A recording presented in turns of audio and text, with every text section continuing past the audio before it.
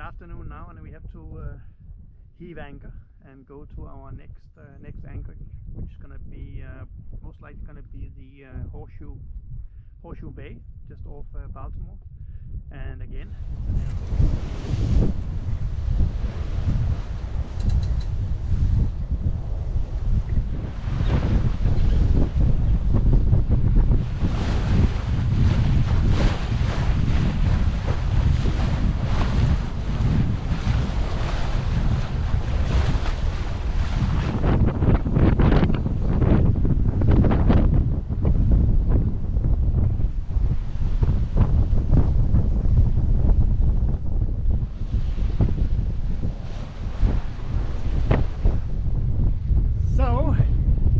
exciting day at sea, where we sailed out to Fastnet Rock. We are now approaching Crook Haven.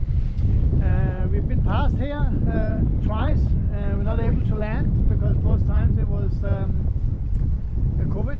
So now finally we'll get here, and we're gonna spend a few days here exploring the area, and of course also O'Sullivan Spa and Pub.